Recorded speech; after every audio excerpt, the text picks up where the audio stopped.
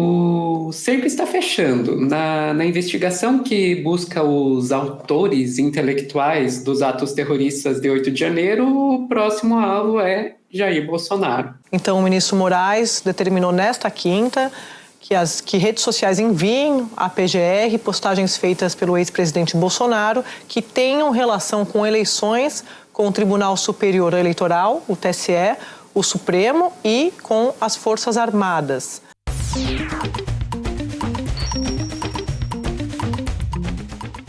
O que aconteceu foi que o Xandão, o ministro Alexandre de Moraes, pediu a todas as redes sociais uma série de informações que poderiam mostrar o alcance do discurso dos discursos golpistas, vamos chamar pelo que eles são, do Bolsonaro nas redes, Vou trazer aqui um trechinho de uma reportagem da Andréa Sadi, lá no Globo News. Que acaba de chegar, o ministro Alexandre de Moraes determinou que redes sociais enviem postagens de Bolsonaro à PGR.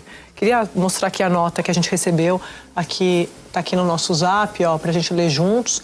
Então, o ministro Moraes determinou nesta quinta que redes sociais enviem à PGR postagens feitas pelo ex-presidente Bolsonaro que tenham relação com eleições com o Tribunal Superior Eleitoral, o TSE, o Supremo e com as Forças Armadas.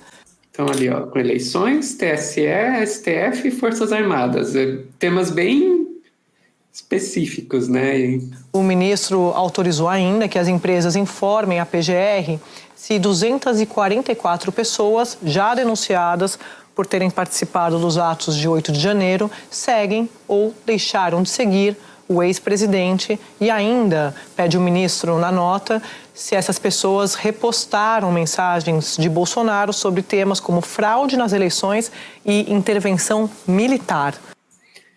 Esse detalhezinho é importante, se elas repostaram justamente aí para ver o quanto que o Bolsonaro postava estava de fato repercutindo, Buscar provas de que, olha, que ele colocava nas redes sociais realmente importava, Não chegou a Sadi não chegou a comentar ali, mas também pediram especificamente para a Meta, que é a empresa que é dona lá do Facebook, WhatsApp e Instagram, para mandarem esse vídeo aqui, que o Bolsonaro chegou a postar, que é de um procurador lá do Mato Grosso atacando as urnas, o Bolsonaro compartilhou e depois apagou. Então, para a Meta dar, a gente quer ver o que ele estava compartilhando e apagou ali. E, enfim, não é a primeira vez que o Xandão faz isso, ele tentou pegar informações sobre todo mundo que seguia o Bolsonaro, mas não foi para frente, E por isso agora foi atrás só dos 244 que já estão sendo investigados.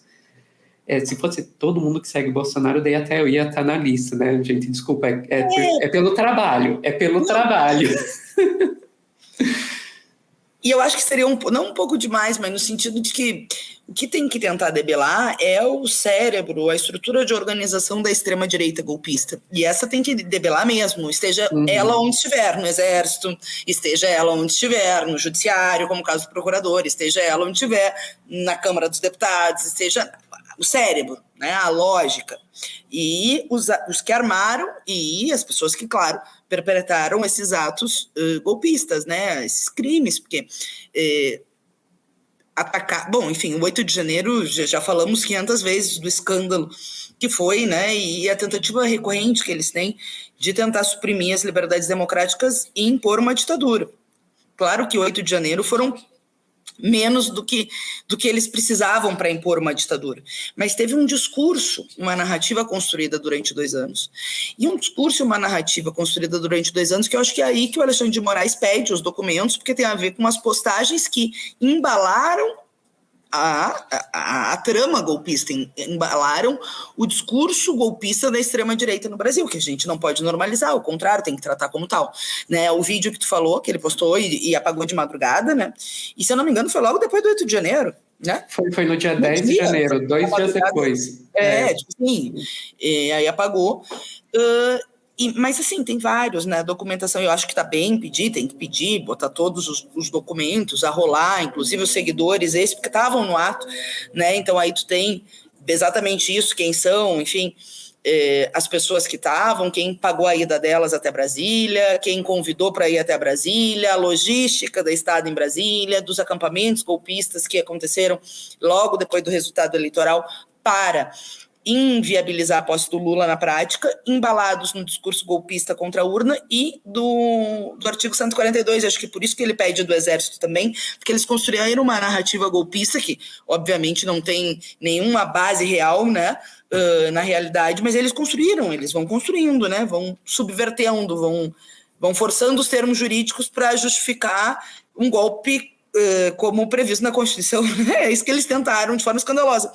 Só que eles tentaram reiteradas vezes, né, Sofia?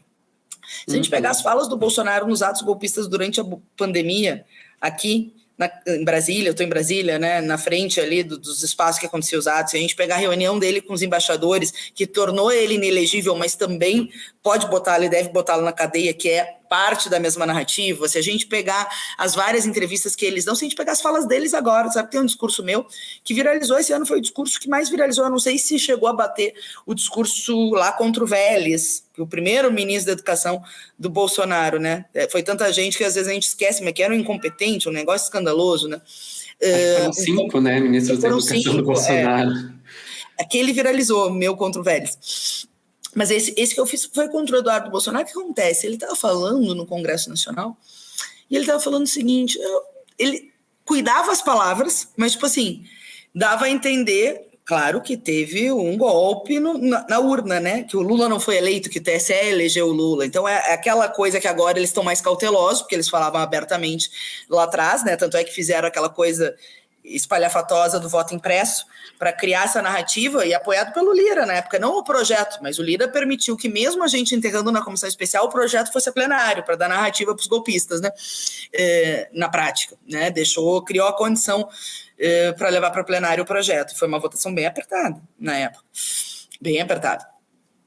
Então, eles construíram tudo isso e tá mais do que correto buscar essa organização. Então, eu acho que a investigação sobre os 244 que estavam lá, se eram seguidores do Bolsonaro, para mostrar, né, que também são influenciados pelo discurso do presidente, o que para mim é tão óbvio, né, o que é tão óbvio, mas o que precisa ficar mais explicitado, eu acho, na discussão nossa, né, com a sociedade, é o papel deles nesse processo todo, né? Nesse processo todo. Porque, vê, o Anderson Torres não caiu de paraquedas.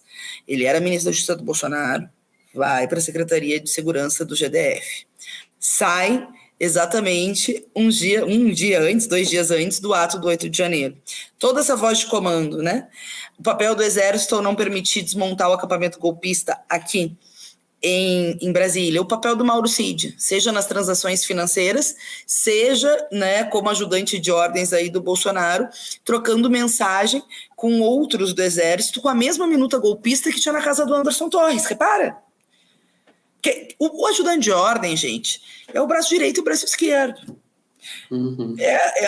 A gente não tem ajudante de ordens, até porque, né, os mandatos são, enfim, inclusive militantes, né, são os companheiros, mas seria a mesma coisa que, né, um chefe de gabinete, alguém que está direto, tá lá e tá falando sem sombra de dúvida em nome né, de quem tá superior a ele na voz de comando. Não vai ser o Bolsonaro que vai estar trocando o minuto golpista, não, né? Até eu acho que para o tamanho das barbaridades que eles cometeram, eles se expuseram bastante, assim, no sentido de, inclusive, ter no WhatsApp uma minuta golpista, né? Ter mensagens, enfim, com a minuta golpista, que foi encontrada na casa do Anderson Torres, porque ele não esperava ser preso, eu acho, mas estava lá, e no celular, né, nas mensagens trocadas pelo Mauro Cid, o mesmo que cotou as joias, o mesmo que fez aí vários pics conforme tá, o mesmo que recebeu informações confidenciais ou de segurança que deveriam ser preservadas pela segurança das viagens do Lula, por gente que ainda está no GSI, pelo menos 2 deles, né, da turma do Heleno,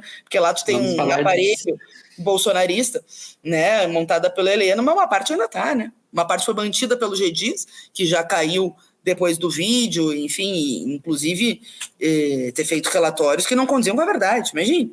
E ao mesmo tempo, outros ficaram, né?